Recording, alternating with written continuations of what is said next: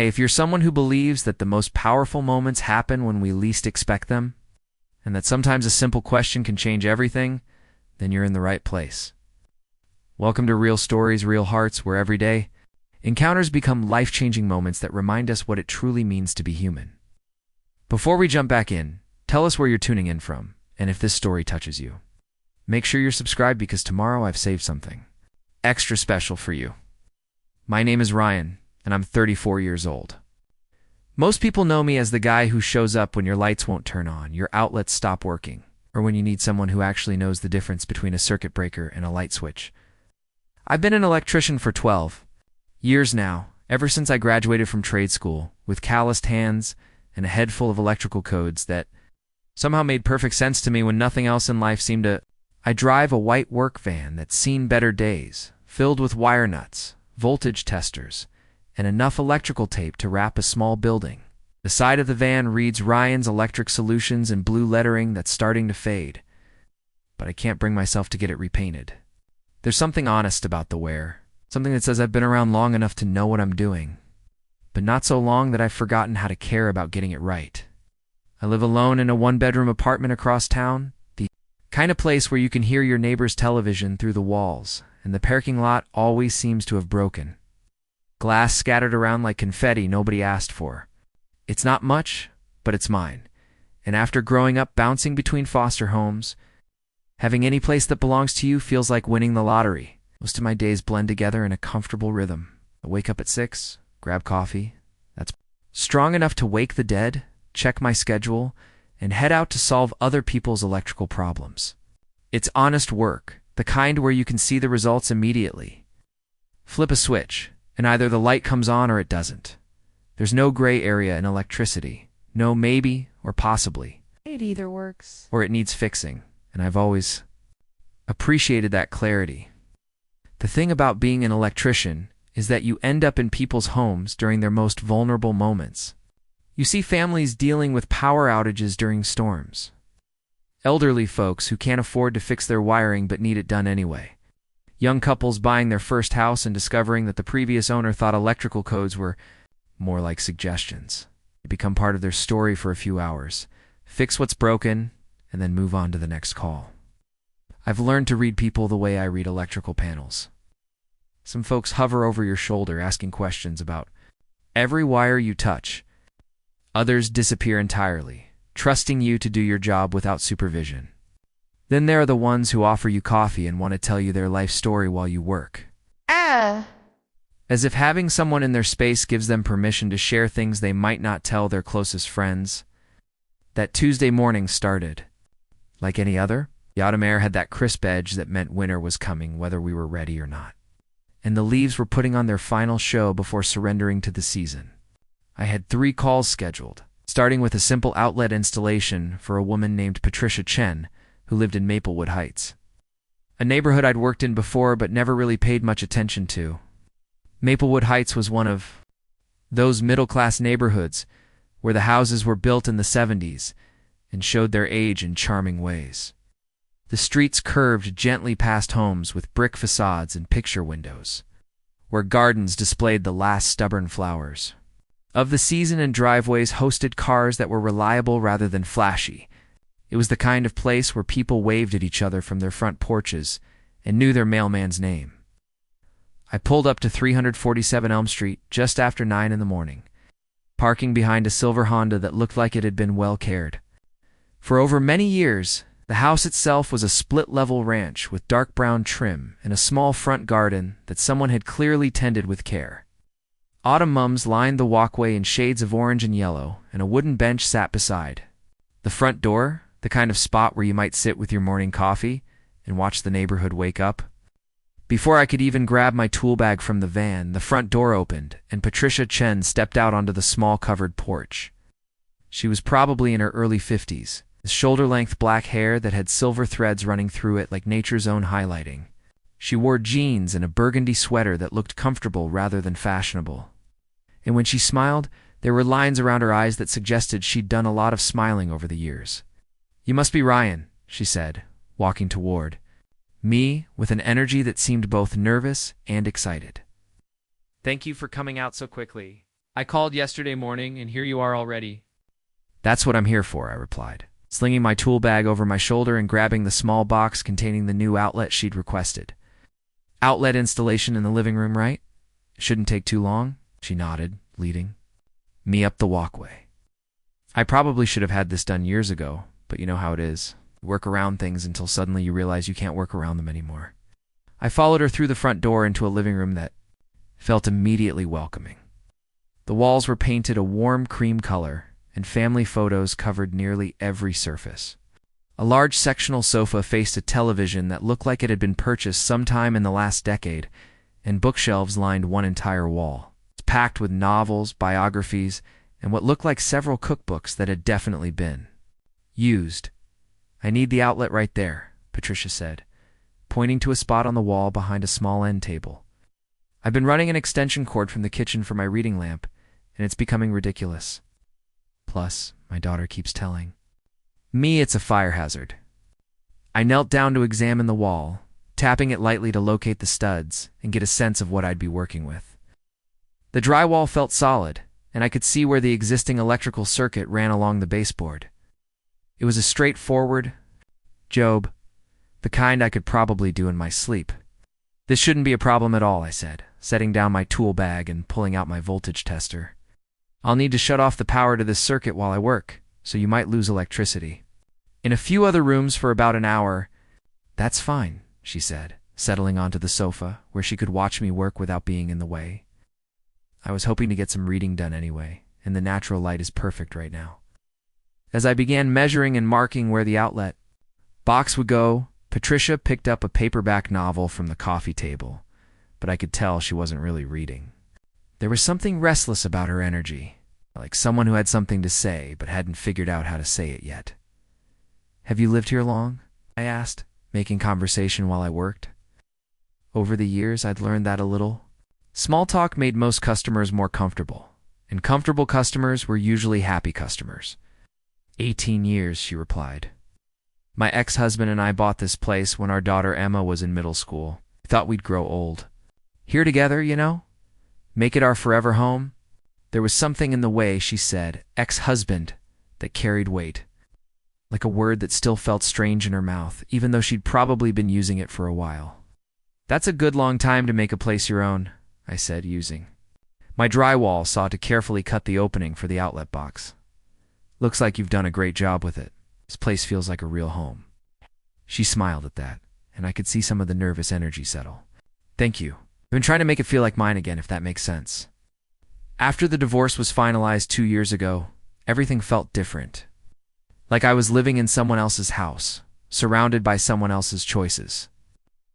Nodded, focusing on the precise cuts I was making while listening to her words. There was something about working with your hands that seemed to make people more willing to share personal things. As if the rhythm of the work created a safe space for honesty. That must have been difficult, I said, setting down the saw and reaching for my wire strippers. Starting over in a space that holds so many memories. It was, she admitted. Some days it still is.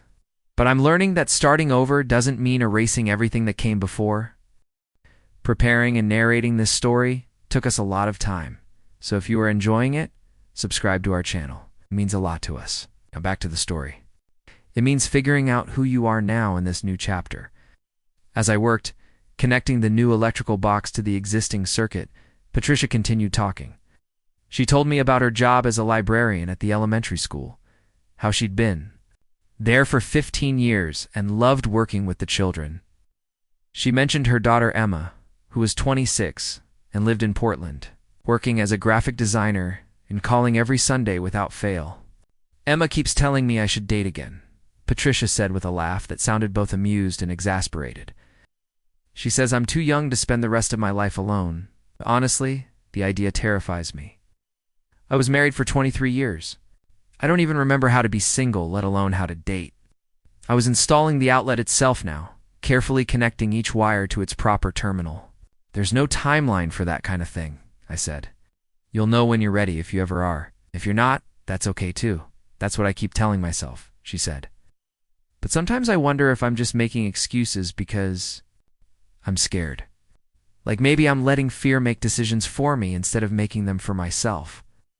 The outlet was nearly finished now. I just needed to screw it into place and test it to make sure everything was working properly. But something about Patricia's openness made me want to take my time, to let this conversation breathe instead of rushing through it like I usually did. Fear's not always a bad thing, I said, carefully positioning the outlet in its box. Sometimes it keeps us safe. But sometimes it keeps us stuck in places we've outgrown. She was quiet for a moment, and when I glanced over at her, she was looking out the front window at the street beyond, where a neighbor was raking leaves in their front yard. "Can I ask you something, Ryan?" she said suddenly, turning back, to face me with an expression that was both vulnerable and determined. "Sure," I replied, tightening the final screw on the outlet cover. She took a deep breath, as if she was gathering courage for whatever she was about to say. "Do you think 53 is too old to start over? Do you see me?" The question hung in the air between us like something fragile and precious. I stopped what I was doing and really looked at her, this woman who had invited a stranger into her home and somehow found the courage to ask one of the most honest questions I'd ever heard. The words hit me like a live wire. I've been asked thousands of questions during house calls over the years. "Where's your circuit breaker? How much will this cost? Can you fix this today?" But nobody had ever asked me if I could see them, really. See them as a person worthy of starting fresh at 53. I set down my screwdriver and turned to face Patricia completely. She was sitting on the edge of the sofa now, her hands clasped tightly in her lap, waiting for an answer to a question that had probably taken her weeks to work up the courage to ask out loud. "Patricia," I said slowly, choosing my words carefully, "I've been in hundreds of homes, met hundreds of people.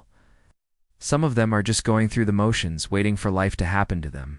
But you're different. You're not invisible, not even close."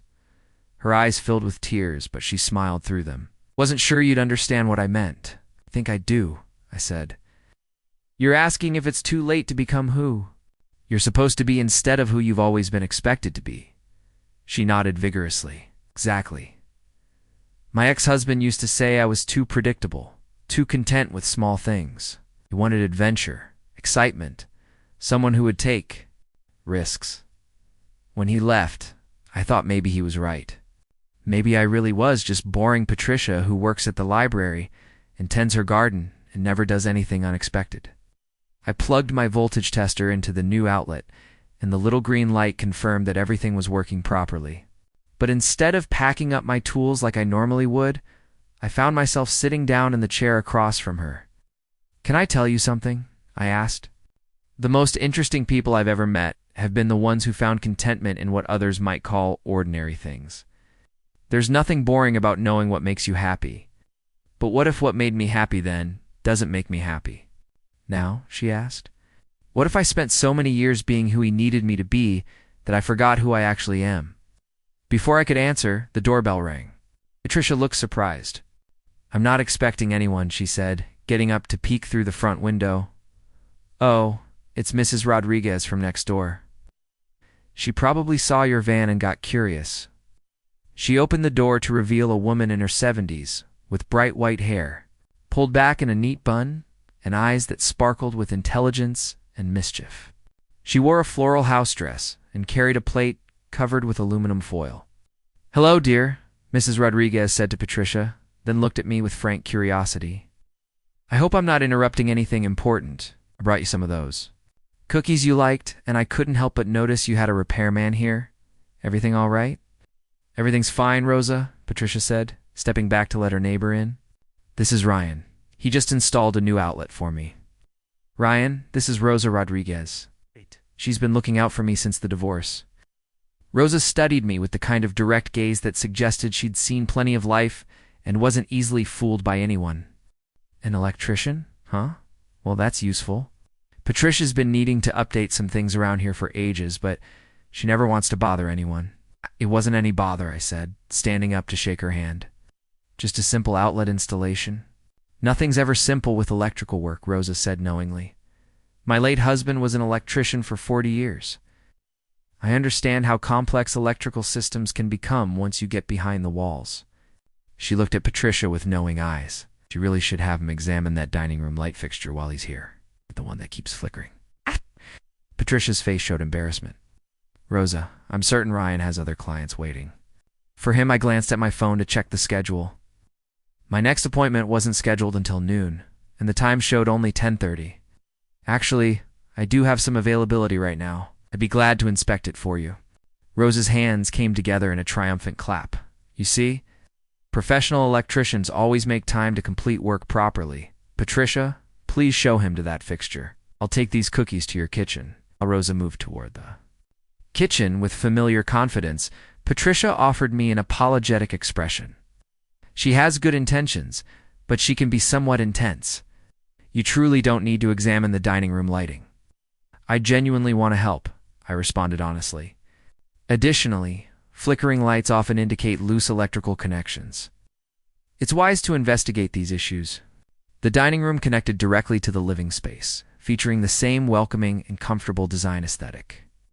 A substantial wooden table occupied the center with 6 matching chairs positioned around it, while overhead hung a chandelier. That had likely been stunning when originally installed, but now appeared worn and outdated. I activated the light switch, and predictably the bulbs flickered in an irregular pattern. How long has this issue persisted? I inquired. Approximately 6 months, Patricia confessed. Perhaps even longer. I kept hoping it would resolve itself naturally. I retrieved my ladder from the van and positioned it securely beneath the fixture. As I ascended to inspect the electrical connections, Rosa emerged from the kitchen and made herself comfortable at the dining room table, clearly intending to remain for the duration. Patricia mentioned to me recently that she's considering some modifications around here, Rosa said in a conversational tone. Fresh paint, possibly some updated furniture. I encouraged her that it's definitely time for changes. I noticed Patricia's cheeks developing a slight red color. Rosa, I'm confident Ryan doesn't require information about my interior design intentions. Why wouldn't he? Rosa questioned. Someone who spends their workdays inside people's homes probably develops excellent insights about creating comfortable living spaces. While I focused on the light fixture, methodically examining each wire connection, found my thoughts returning to Patricia's earlier question. The chandelier's problem proved relatively straightforward. Several loose wire nuts had gradually worked free over time. However, the conversation happening below addressed something far more complicated. The reality is, Rosa continued, seemingly, speaking to both of us, Patricia has been choosing safety over growth for too extended a period. When you reach my age, you discover that the greatest regret isn't about risks you attempted that failed. It's about opportunities you avoided because fear prevented action. That's simple to say, Patricia responded. However, when your life has already been completely disrupted once, considering additional changes feels completely overwhelming. I secured the final wire nut and descended the ladder carefully. Please test the switch now, I requested. Patricia activated the switch, and the chandelier illuminated brilliantly without any flickering. Rather than appearing satisfied, she gazed upward at the light with an expression that seemed difficult to interpret.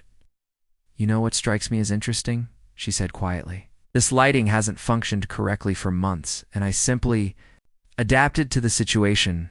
I began having dinner near the window instead of at this table, because the natural lighting was superior there. I restructured my entire routine around something that simply required repair. Rosa and I shared a meaningful glance. This situation clearly involved much more than a malfunctioning chandelier. Patricia, Rosa said with gentle understanding. Are we still discussing the lighting fixture? Patricia laughed, though it carried the kind of sound that contains unshed tears. I'm not certain anymore. Perhaps we're addressing everything. Maybe I've been accommodating problems instead of solving them for such a long time that I forgot resolution was even possible. I began organizing my tools, but deliberately slowly, recognizing that this conversation held importance beyond electrical maintenance. Sometimes the most basic problems seem insurmountable when you're handling them in isolation, I observed.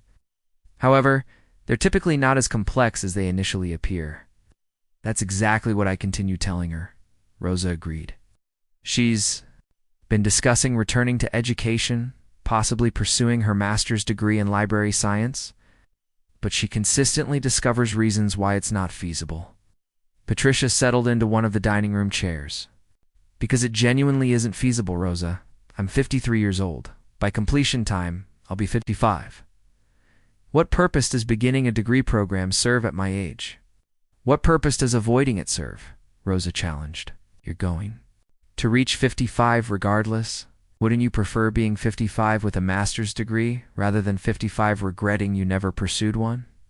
I found myself agreeing with a nod. My foster father used to express something similar.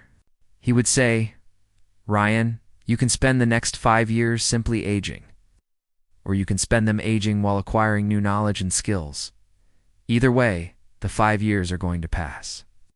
You were in foster care? Patricia asked, her attention shifting fully to me. From age 8 to 18, I said. 10 different homes, 3 different schools.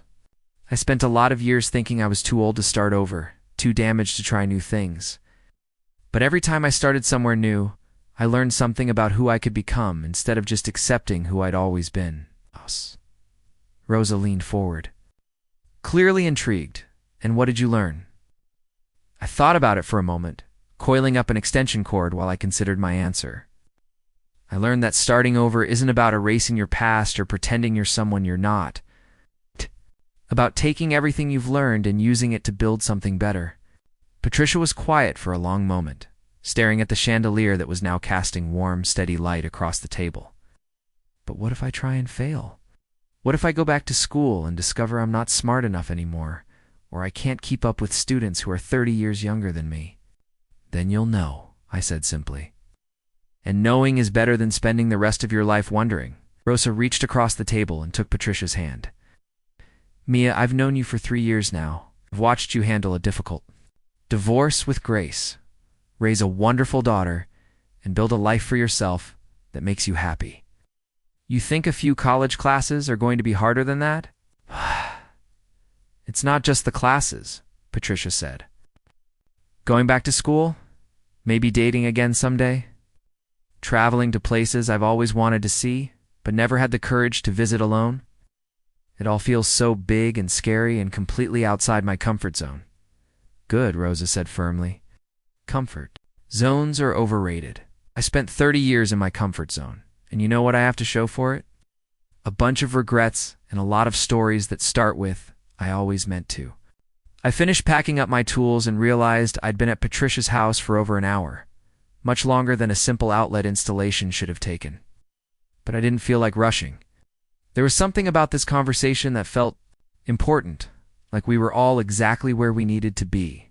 Can I ask you something, Patricia? I said, shouldering my tool bag. When you look in the mirror, who do you see? She considered the question seriously. I see someone who's tired of being careful all the time. Someone who wants to take risks, but doesn't know how. Someone who's afraid that her best years are behind her. That's not who I see, I said. I see someone who had the courage to ask a stranger if 53 is too old to start over. I see someone who's not content to just accept that things are the way they are. That takes guts. Rosa nodded approvingly. Listen to the electrician. Patricia, he's making sense. Patricia stood up and walked over to the window, looking out at her front yard where the autumn flowers were still blooming despite the cooling weather. You know what's funny? I planted those moms 6 weeks ago, knowing they'd only last until the first frost. But I planted them anyway, because I wanted something beautiful to look at, even if it was temporary. Maybe that's your answer, right? There, I said. Maybe starting over isn't about guaranteeing success. Maybe it's about planting something beautiful and seeing what grows. She turned back to face us, and for the first time since I'd arrived, she looked truly hopeful. Do you really think it's possible to reinvent yourself at 53? I think you've already started, I said. The Patricia, who was too afraid to ask for what she wanted, wouldn't have had that outlet installed. She would have kept running extension cords and working around the problem. But you didn't. You decided you deserved better, and you made it happen.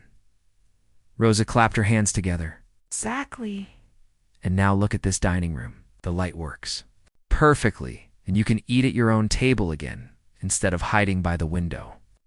Patricia laughed, and this time it was genuine, full of lightness and possibility. I hadn't thought of it that way. These small changes really can lead to bigger ones. They always do, I said. That's how electricity works too. You start with one connection, then another, and before you know it, you've got power flowing through the whole house. As I headed toward the front door, Patricia followed me, Rosa trailing behind with obvious reluctance to see the conversation. "End, Ryan," Patricia said as I loaded my tools into the van. "Thank you. Not just for the electrical work, but for listening, for seeing me. Thank you for letting me," I replied. At Patricia. "For what it's worth, I think your best years aren't behind you. I think they're just getting started." I drove away from Elm Street with a strange feeling in my chest, like something had shifted in my understanding of what my job really was. I'd thought I was there to install an outlet and fix a light, but maybe I'd been there to witness someone else's moment of deciding to shine. I couldn't stop thinking about Patricia during my next 2 appointments. I rewired a kitchen for the Thompsons and installed a ceiling fan for Mr. Garrett. The question kept echoing in my mind. "Do you think 53 is too old to start over? Do you see me?" There was something raw and honest about those words that had lodged itself somewhere deep in my chest. When I got home that evening to my quiet apartment, I found myself staring at my own reflection in the bathroom mirror. Who did I see? A 34-year-old man who'd built a decent business from nothing, paid his bills on time, and showed up when people needed him. But was that enough? Was I living? Or was I just existing in the comfortable space between yesterday and tomorrow? I heated up leftover pizza and sat on my couch, flipping through channels without really watching anything. Oh, my phone buzzed. With a text from my sister Melissa, who lived 2 states away with her husband and twin boys. "Dad, haven't heard from you In weeks. You okay?" I stared at the message for a long time before typing back, "Yeah, just busy with work." It wasn't exactly a lie, but it wasn't the whole truth either. The truth was that I'd gotten so used to keeping people at arm's length that I'd forgotten how to let them in. Even the people who mattered most. Thursday morning brought rain and a call from Patricia. Her name popped up on my phone while I was loading wire into my van, and I felt an unexpected flutter of anticipation. "Ryan, I hope it's not too early to call." Her voice sounded different over the phone, more tentative. "I have another electrical issue, and I was wondering if you might have time to take a look at it." "Of course," I said, checking my schedule. "What's going on?" "It's probably nothing urgent, but the outlet in my bedroom has stopped working completely. I plugged in my phone charger last night, and nothing happened. I tried different devices, but nothing gets power." "Could be a tripped breaker or a GFCI issue," I said. "I can swing by this afternoon if that works for you." "That'd be wonderful. And Ryan, Rosa is making her famous empanadas today. She insisted I invite you to stay for lunch if you have time." I found myself smiling as I hung up the phone. When was the last time someone had invited me to stay for lunch? When was the last time I'd wanted to accept? The rain had stopped by the time I pulled up to Patricia's house, but the air still smelled fresh and clean. The autumn flowers in her front garden looked brighter somehow, like they were making the most of every drop of moisture before winter arrived. Patricia opened the door before I could knock, wearing jeans and a green sweater that brought out the warmth in her dark eyes. She looked more relaxed than she had on Tuesday, like she'd been carrying something heavy and had finally set it down. "Thank you for coming back so quickly," she said, leading me inside. "I know you must have more important customers than someone with a dead outlet." "Every customer is important," I said, and I meant it. Besides, I was curious to see how that chandelier was holding up. "Perfectly," she said with genuine happiness. "I had dinner at the table last night for the first time in months. It made me realize how many other things I've been working around instead of fixing." As we walked toward her bedroom, I noticed small changes throughout the house. A stack of college brochures sat on the coffee table. A new piece of artwork hung in the hallway, something colorful and bold that hadn't been there before. There were fresh flowers in a vase on the kitchen counter, visible through the doorway. "The bedroom's this way," Patricia said, then paused. "I hope you don't mind that it's a bit personal having you work in there. I wasn't sure if that would be weird." "Not at all," I assured her. "I've worked in every room of the house at some point. Electricity doesn't care about boundaries." Her bedroom was decorated in soft blues and whites, with a large window that looked out onto the backyard. The bed was neatly made with a quilt that looked handmade, and books were stacked on both nightstands. It was clearly the room of someone who valued comfort in quiet moments. "The outlet is right there," she said, pointing to the wall beside the bed. I tried resetting the breakers in the basement, but nothing changed. I knelt down and tested the outlet with my voltage meter. No power at all. I traced the circuit visually, following the baseboards to see where the wiring might run. Right. Outlet is probably on the same circuit as the bathroom, I said. Let me check if there's a GFCI outlet in there that might have tripped. Sure enough, in the small master bathroom, I found a GFCI outlet with a red light glowing on the reset button. I pushed it, heard the satisfying click, and the light changed to green. Try your outlet now, I called out. It works. Patricia's voice carried excitement and relief. You fixed it in 30 seconds. I was imagining all kinds of expensive rewiring projects. Sometimes the simple solutions are the right ones, I said, returning to the bedroom.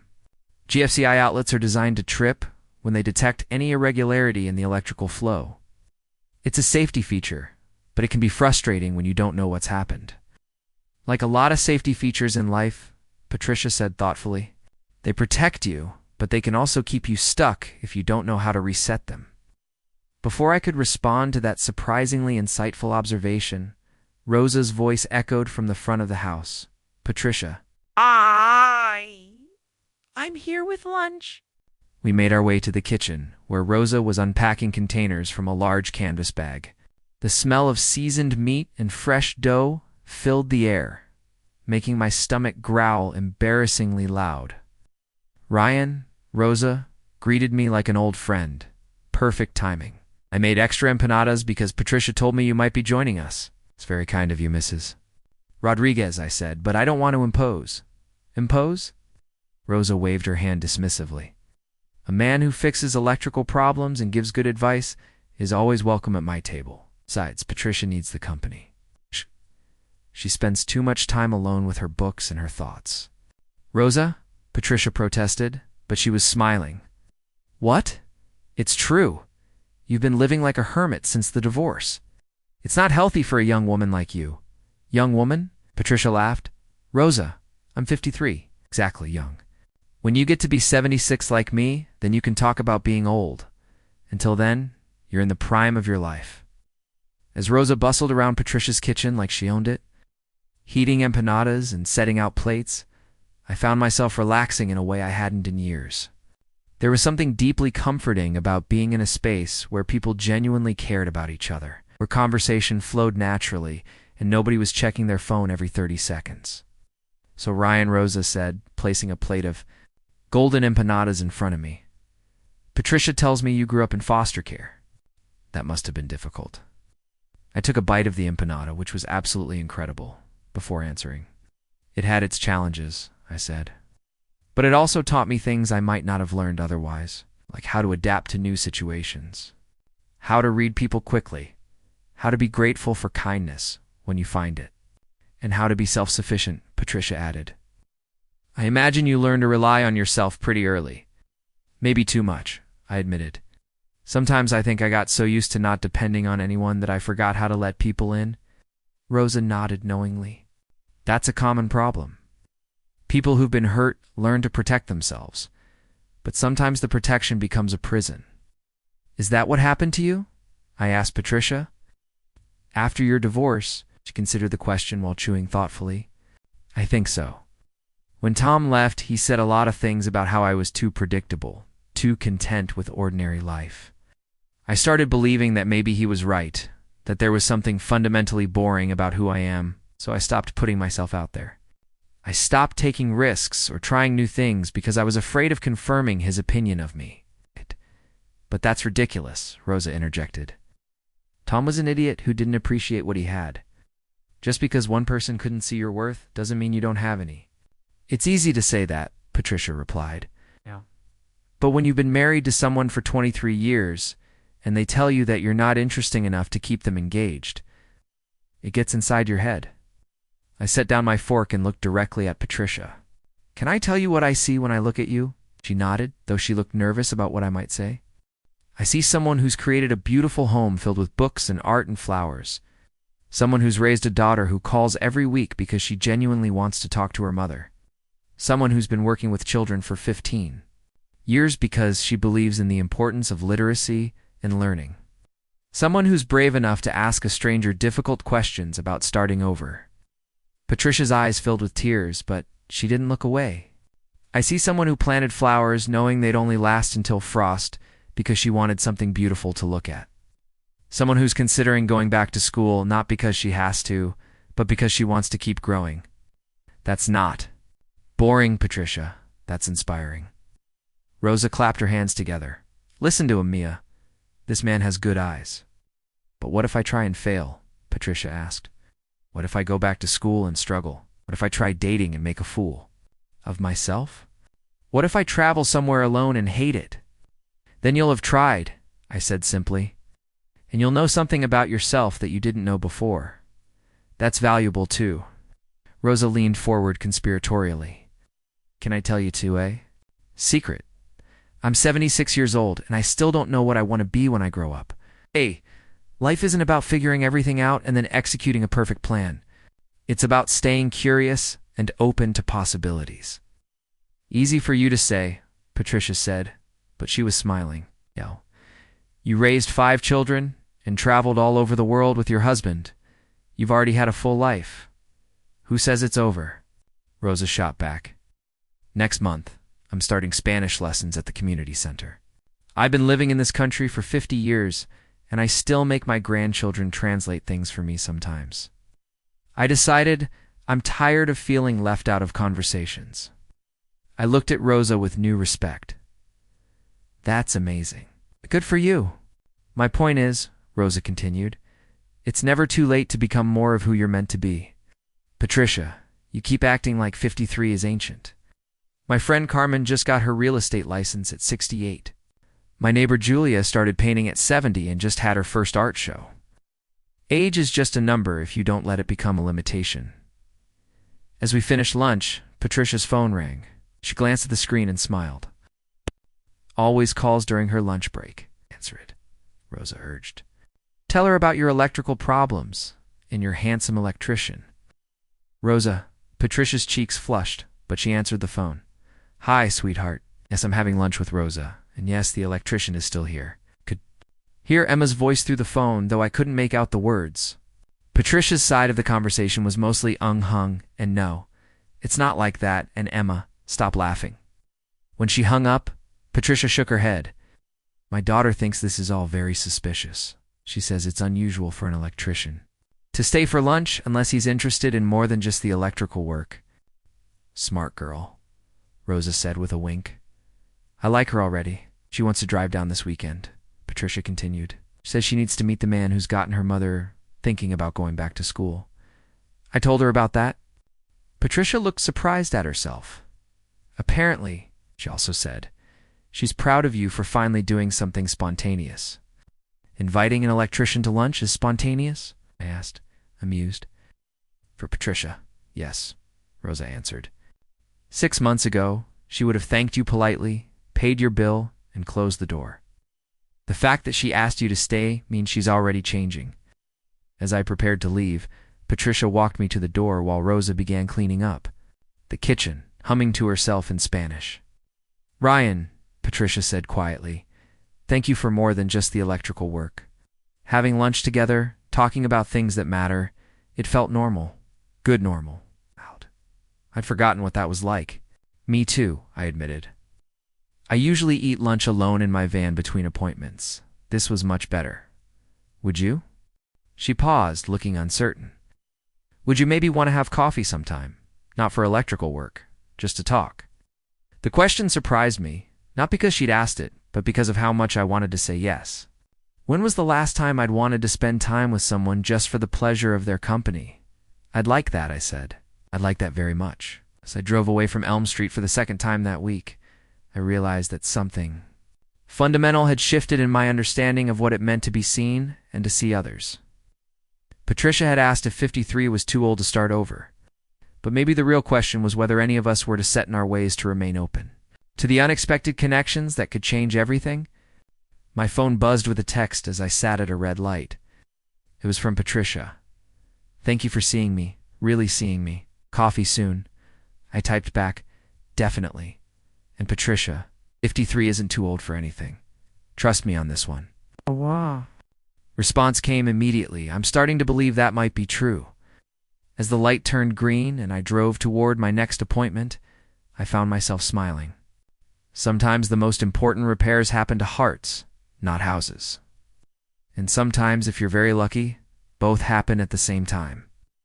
3 weeks had passed since that first lunch at Patricia's house, and our coffee meetings had become a regular Tuesday morning ritual.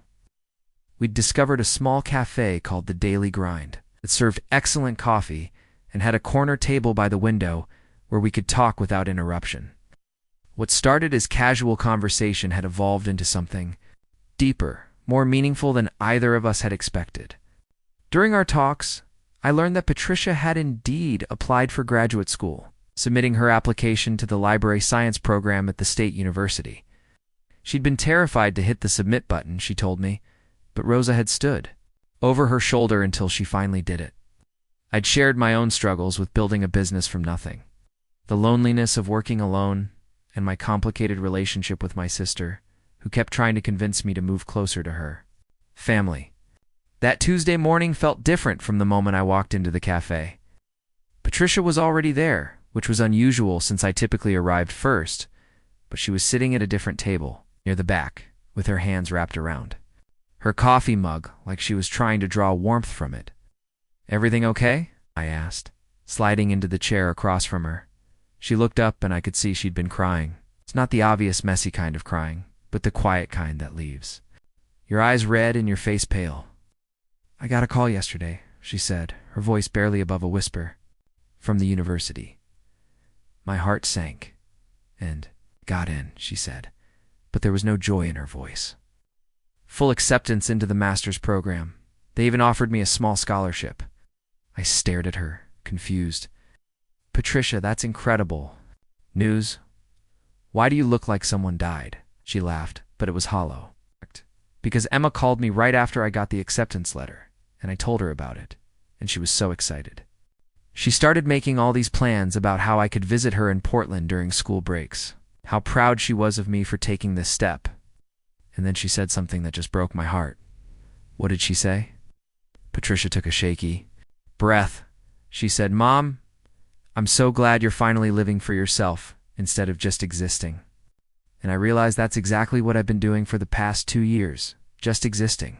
It's going through the motions of life without really living it.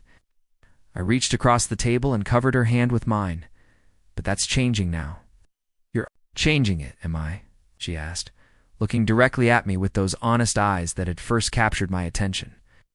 "Or am I just switching from one safe routine to another?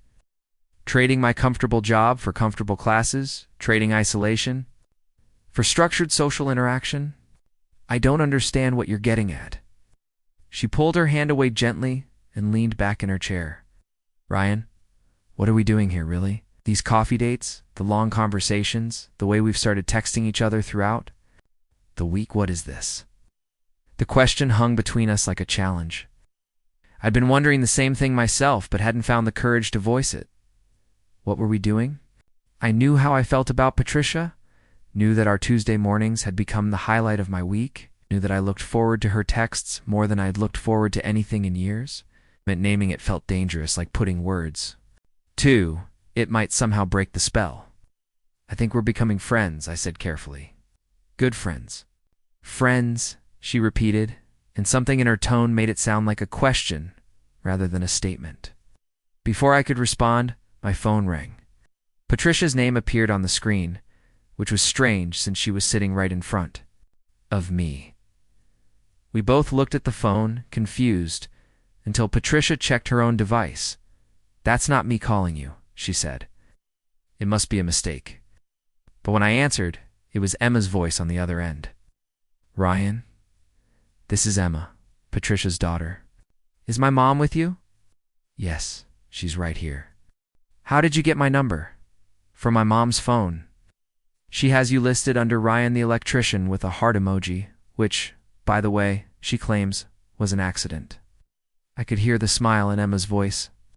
"I'm calling because I'm standing in my mom's kitchen right now. I drove down last night to surprise her for her birthday, but she's not here." I looked at Patricia in shock. "It's your birthday?" Patricia's cheeks flushed red. I didn't mention it because I didn't want to make a big deal out of it. Put me on speaker, Emma's voice commanded from the phone. I complied, setting the device on the table between us. Mom? Emma's voice filled the small space around our table. Why didn't you tell Ryan it was your birthday? Because I'm 54 today, Patricia said, as if that explained everything. Because birthdays feel different when you're alone. Because I didn't want him to feel obligated to make a fuss. 54, Emma repeated. Mom, do you hear yourself? You're talking about your age like it's a disease, like you're apologizing for taking up space in the world. Several other cafe patrons had started glancing our way, but Emma wasn't finished. And you, Emma continued, clearly addressing me. Now, you've been having coffee with my mother for 3 weeks, and you didn't know it was her birthday? What kind of friend doesn't know basic things like that? Emma Patricia protested. That's not fair. I deliberately didn't tell him. Why not, Mom? Why are you so determined to make yourself invisible? Even to people who obviously care about you? The question hit Patricia like a physical blow. I watched her face crumple as the truth of her daughter's words sank in. Because, Patricia said, her voice breaking, because I'm afraid that if people really see me, all of me, they'll realize that Tom was right. That I really am just ordinary, boring, not worth the effort. Mom, Emma's voice was gentle now, full of love and exasperation. Tom was an idiot who left you for his 20-year-old dental hygienist. His opinion of you says nothing about who you are and everything about who he is. I looked around. The cafe, suddenly aware that we were having this intensely personal conversation in a very public place. Maybe we should continue this somewhere more private, I suggested. No, Patricia said firmly. I'm tired of hiding. I'm tired of making myself small so other people feel comfortable. Emma, you want to know why I didn't tell Ryan it was my birthday? Because I was afraid he might actually want to celebrate it. And if he wanted to celebrate it, that would mean he saw me as someone worth celebrating. If he saw me as someone worth celebrating, I might start believing it myself. And that felt too dangerous. The cafe had gone quiet around us. Even the barista had stopped grinding coffee beans. Patricia, I said softly, look at me. She raised her eyes to meet mine. You are absolutely someone worth celebrating. Not just today, but every day. You're intelligent, kind, funny, and brave in ways you don't even recognize. You've raised an incredible daughter who loves you enough to drive hours just to surprise you. You've devoted your career to helping children discover the joy of reading. You've survived a devastating divorce and come out stronger on the other side. You've had the courage to apply for graduate school and chase dreams that scare you. Tears were streaming down her face now, but she didn't look away. And I continued. You've somehow managed to make a cynical electrician who spent years keeping people at arm's length actually want to be a better man. You've made me remember what it feels like to look forward to something, to care about someone else's happiness more than my own comfort. Ryan, Patricia whispered. I don't care if you're 54 or 64 or 84, I said, surprised by the intensity in my own voice. Age is just numbers on a calendar. What matters is the life you're living inside those numbers, and the life you're living is beautiful. Emma's voice came through the phone speaker, thick with emotion. Ryan, I think I love you. Despite everything, Patricia laughed through her tears. Emma, you haven't even met him? I don't need to meet him to know he's good for you, Mom. I can hear it in your voice when you talk about him. I can see it in the way you've started taking risks again, making changes, believing in yourself. I stood up from the table and extended my hand to Patricia. Come on, let's go meet your daughter properly. Then I'm taking you both out to celebrate your birthday, whether you like it or not. Patricia looked at my outstretched hand for a long moment. What if this is a mistake? What if we're moving too fast, getting too close too quickly? Then we'll figure it out as we go, I said, but we'll figure it out together. No more hiding, Patricia. No more making yourself invisible. You asked me once if I could see you. The answer is yes. I see you, and I'm not going anywhere. She took my hand and stood up. Okay, she said. And for the first time since I'd known her, the word carried. No doubt, no fear, only determination. Let's go celebrate. As we walked toward the cafe door, Patricia's phone buzzed with a text. She glanced at it and smiled. What? I asked. It's from Rosa. She says she's making a birthday cake, and we better get home soon, or she's eating it herself. How did Rosa know we'd be coming back? Patricia showed me the text thread, which revealed that Emma and Rosa had been coordinating this entire surprise for days. They've been planning this together? I asked, amazed. Apparently, my daughter and my 76-year-old neighbor had become co-conspirators in the mission to get me to stop hiding from my own life. As we stepped out into the crisp autumn air, I realized that Patricia's question from that first day had been answered not with words, but with action. 53 wasn't too old to start over. Neither was 54. Or 34, for that matter. Starting over wasn't about age. It was about courage. Looking at Patricia now, walking beside me with her chin up and her eyes bright with possibility, I knew that courage was something she'd never been lacking. She'd just needed someone to help her remember it was there. "Ryan," she said as we reached my van, "thank you for seeing me." "Really seeing me?" "Thank you for letting me," I replied. "And Patricia, yeah, happy birthday." She smiled, and it was like watching the sun come up. You know what? I think it really is. Walking into Patricia's house with her that afternoon felt like stepping into a warm embrace. The scent of vanilla cake and Rosa's perfume filled the air.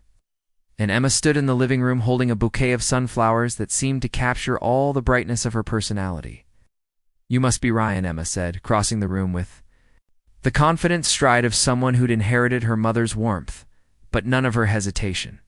She was shorter than Patricia, with the same dark eyes, but lighter hair that she wore in a messy bun. "I'm Emma, and I owe you a huge thank you." "For what?" I asked, accepting her firm handshake. "For helping my mom remember who she is," Emma said simply.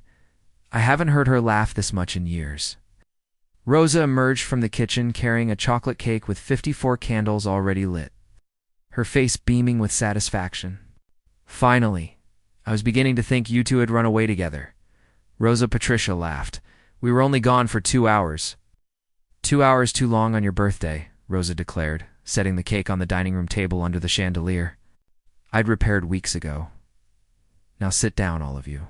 We have celebrating to do." As we gathered around the table, I found myself studying the faces illuminated by the candlelight.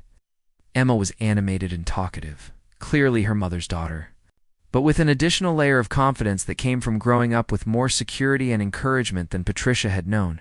Rosa moved through Patricia's house like the adopted grandmother she'd become, offering commentary and advice with the authority of someone who'd earned the right to be heard. "Make a wish, Mom," Emma said, pulling out her phone to record the moment. Patricia closed her eyes, and in the silence that followed, I wondered what she was wishing for. When she opened them and blew out the candles in one breath, the room erupted in cheers and applause. "What did you wish for?" Rosa asked, beginning to cut generous slices of cake. "I can't tell you that," Patricia said with mock seriousness. "It won't come true." "Some wishes don't need magic," Emma said, looking meaningfully between her mother and me. "Some wishes just need courage." As we ate Rosa's incredible cake and shared stories, I learned more about Patricia's life than our previous coffee. Conversations had revealed Emma told funny stories about her childhood, including the time Patricia had tried to install a ceiling fan herself and ended up dangling from it like a chandelier. Rosa shared memories of her late husband and the adventures they'd had traveling the world together. "The secret," Rosa said, directing her comments to Patricia and me, "is not waiting for the perfect moment to start living. There is no perfect moment. There's only right now and what you choose to do with it." "Is that why you're taking Spanish?" "Lessons?" I asked. Rosa grinned. "Exactly. I could have said I was too old to set in my ways. Instead, I decided that learning something new would keep my brain young, even if my body is getting older." "Speaking of learning new things," Emma said, turning to her mother, "tell Ryan about your acceptance letter." Patricia's cheeks flushed, but this time it was with pride rather than embarrassment. "Got into graduate school, the master's program in library science. Classes start in January." "That's incredible," I said, meaning it completely. "Are you excited? Terrified?" Patricia admitted. "But yes, excited too. For the first time in years, I'm looking forward to something instead of just enduring it." "And," Emma added with a mischievous grin, "she's also signed up for a photography class at the community center." "Emma, Patricia protested. You don't have to announce every change I'm making. Why not? Rosa demanded. Change is good. Oh. Change means you're alive and growing instead of just existing. As the afternoon wore on, Emma and Rosa began planning Patricia's birthday dinner, debating the merits of various restaurants with the intensity of military strategists. I offered to leave and let them have family time, but all three women immediately protested. You're part of this now, Emma said firmly, whether you like it or not. He likes it, Rosa added, with the confidence of someone who'd been reading people for 7 decades. Look at his face. He's not used to being included, but he likes it. She was right. I wasn't used to being included in family celebrations. Wasn't accustomed to having people who wanted my opinion about dinner plans, or cared whether I enjoyed the cake. It was overwhelming and wonderful in equal measure. Can I ask you something, Ryan? Emma said during a lull in the conversation. What made you want to spend time with my mom? I mean, beyond the electrical work. It was a direct question that deserved an honest answer. I looked at Patricia, who was watching me with curiosity rather than anxiety. Your mom asked me a question? That first day, I said. She asked if I thought 53 was too old to start over and if I could see her, really see her, and I realized that I'd been invisible too in my own way. I'd been going through the motions of life without really connecting with anyone. Your mom reminded me what it felt like to be seen by another person and to see them in return. Emma's eyes filled with tears. That's beautiful, Patricia said quietly. It's that we found each other when we both needed to remember that we were worth finding. Rosa clapped her hands together. Enough talking. Time for dinner.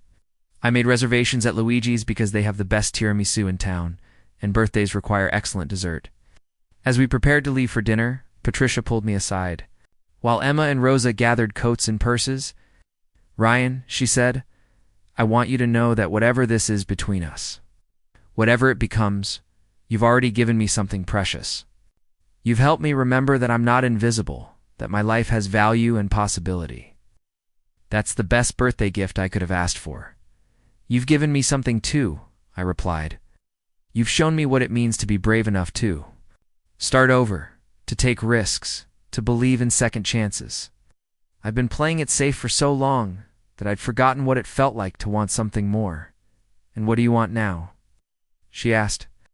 I looked into her eyes, those honest, hopeful eyes that had first captured my attention, and felt a certainty I hadn't experienced in years. I want to see where this goes, I said.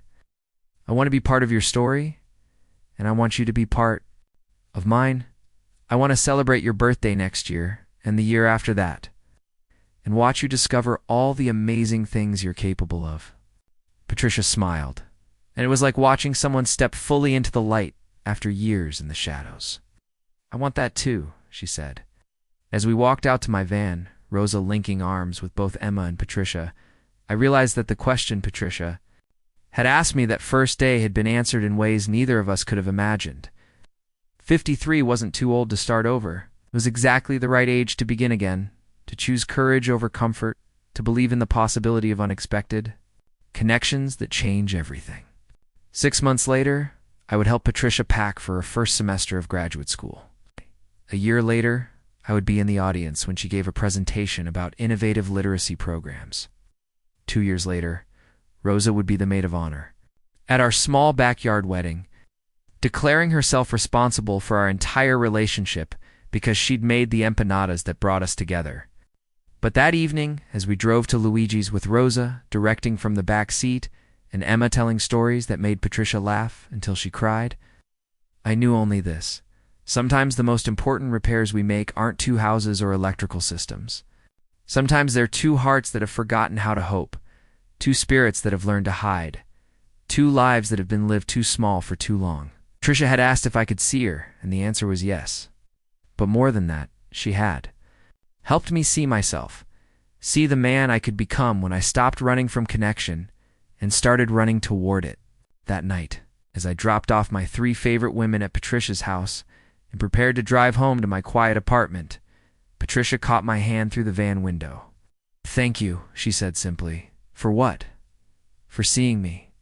For helping me see myself. proving that 54 isn't too old for new beginnings. No, I said, squeezing her hand gently. Thank you for showing me that some questions are worth asking, even when you're afraid of the answer, especially then. As I drove home through the quiet streets of Maplewood Heights, I thought about the chain of small events that had brought us to this moment. A simple outlet installation that became something extraordinary.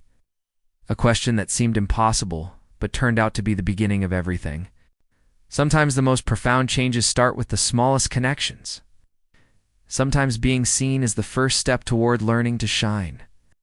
Up next, you've got 2 more standout stories right on your screen. If this one hit the mark, you won't want to pass these up. Just click and check them out.